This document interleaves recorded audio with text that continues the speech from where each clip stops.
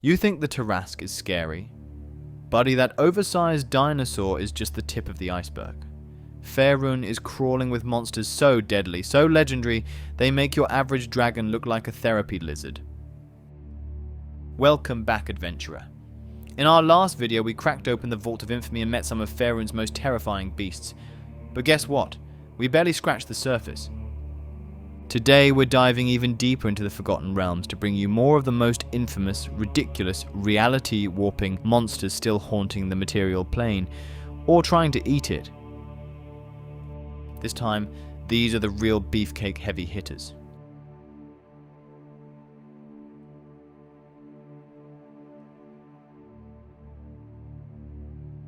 Let's start with a dragon who's been alive so long, he probably pays rent in regrets.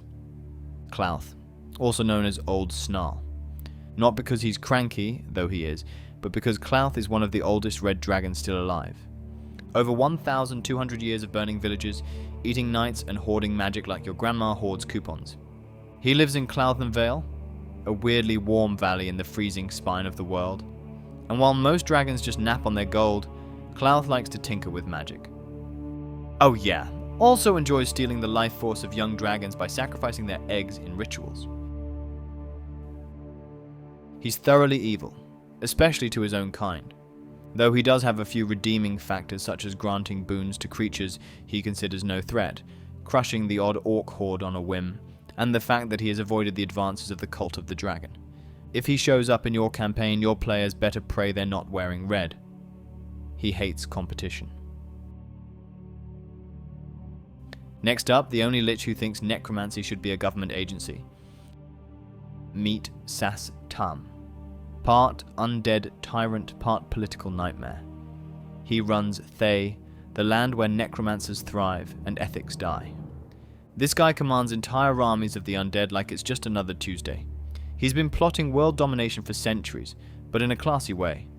Think less zombie horde, more corporate death cult with an HR department. He's not the kind of villain you run at with a sword. He's the one who already knows your blood type, your social security number, and which grave you'll be sleeping in. As a powerful necromancer and a lich who has had centuries to collect powerful magics, Szaas Tam has a hugely powerful arsenal of spells, both common and extremely rare. He is a talented manipulator and planner, working from the shadows through agents, servants, and a vast number of undead minions. Arveiaturace, also known as the White Worm. Arveiaturace is a massive white dragon who flies around carrying the frozen corpse of her dead wizard homie in a magical saddle. No, really. She just drags him around, talks to him, pretends he's still alive. Don't let that fool you though. She's terrifying. She's sunk ships, terrorized the Sword Coast, and made glaciers fashionable again. In combat she loses all sense of self-control, ripping and tearing until everything and everyone around her is destroyed. Her lair in the sea of moving ice is basically the dragon equivalent of a haunted ice palace. Bring a coat and a lot of booze. Let's crank up the magic and meet a monster made of arcane juices. The Thaalud, more commonly known as tomb tappers or the Faceless. They're intelligent constructs designed by the ancient Netherese Empire to defend it against the depredations of the Faerûn.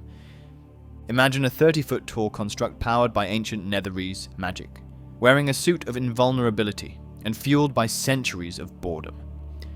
These magical juggernauts were created during the height of the Netherese Empire. Now they just sleep in ruins, until some poor adventurer pokes the wrong crystal and wakes them up. They're walking, magic-proof disasters. Fighting one is like punching a brick wall with your flaccid hog. They also know magic. Good luck. Speaking of Netherese nightmares, next on the list, Aumvor the Undying. This guy was once a Netherese archmage who decided that dying was for losers. So he became a demi-lich.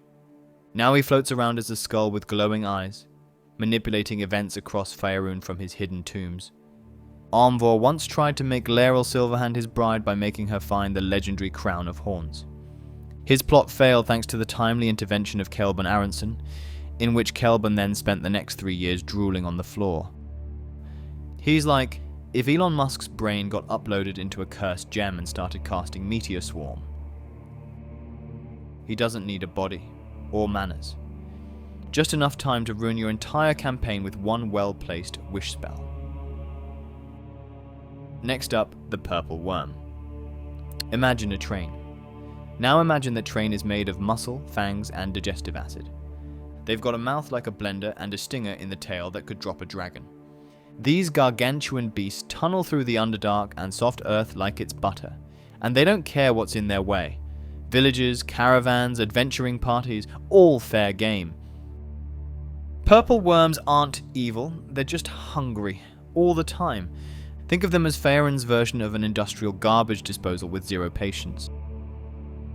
They don't stalk you, they just erupt from the ground, eat your wizard, and disappear before anyone even screams. Nobody really knows where they come from. Some say they were burrowed up from the far realm. Others think they're just part of the natural disaster package that Faerûn was cursed with. One thing's for sure. If the ground starts rumbling and the birds fly off, run. And maybe leave your metal armor behind. It only makes the crunch louder. Nightwalkers. When a Nightwalker shows up in the material plane, it's a cosmic whoopsie. Light doesn't just fade, it packs its bags and files for early retirement. Birds go mute, crickets call their union rep, and the temperature plummets. Standing over 20 feet tall, a Nightwalker is basically a walking existential crisis. No face, no eyes, just a colossal silhouette that devours light and coughs up pure doom. They come from the negative energy plane, which is basically the universe's haunted basement. It's where hope goes to die. And when some idiot stumbles in and forgets to close the door, something slithers out. And the worst part? It doesn't even gloat. No villain monologue, no evil laughter. It just moves, silently, relentlessly. Like your worst decision at 3 a.m. Everything it touches wilts. Muscles fail. Spells fizzle. Your cleric's holy symbol? Might as well be a paperweight. Best case scenario, you buy enough time for the bard to escape with your loot. Mordoc SeLanmere, also known as the Pale Knight or the White Prince, was the self-proclaimed first and most powerful vampire king in all of Tyril. This former paladin fell hard, right into vampirism. He once seized Baldur's Gate, renamed it Mordoc's Gate, creative we know, and built the Onyx Tower with the help of a cursed artifact. He turned half the city into zombies, built an undead army, and had plans to conquer everything until some silly heroes shut him down. But you know how it is with vamps. They always come back dramatically and shirtless. So, we'll see what happens. Heading up north now. Inferno, also known as Inferno of the Star Mounds, or simply Inferno. This ancient red dragon has made his lair in the Smoking Mountains, also known as, surprise, the Star Mounts, which, as the name implies, are hot, dangerous, and probably not great for tourism. He's old, powerful, and not very social, which is fair considering most people who visit end up as barbecue from trying to steal his loot. It's said he's formed uneasy alliances with fire giants, mostly because they don't burn when he gives them a high five. Also allegedly commands entire volcanoes and has a horde so big it has its own postal code, the value of which, by the way, has been measured by elements to the wizard to be worth at least 12 million gold pieces. He is also infamously known for his mastery of fire magic, so be sure to bring a fire extinguisher. And finally, the Blob of Annihilation. You ever mix your granddad's leftover butterbean soup, battery acid, and the concept of despair into one horrifying cosmic smoothie? A Blob of Annihilation is a terrifying creature made out of cosmic entropy and dead gods. It is the most powerful ooze in all of D&D, and one of the only oozes to have legendary actions. Want to hit it? Good luck. It resists most attacks, shrugs off conditions like stunned or frightened, and, oh yeah, when it dies, it implodes and slingshots everything nearby into the astral plane like a cosmic GG button. Its attacks include things like Restraining Glob, which sounds like a gross spell but is actually just an ooze tentacle that grabs you and drags you into oblivion. Only the corpses of gods and legendary magic items can survive. So unless you're packing divine swag, you're basically stew. So what do you think, adventurer?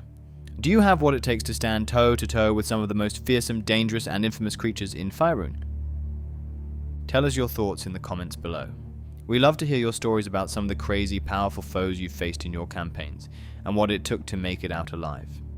And remember, friend, always watch your back.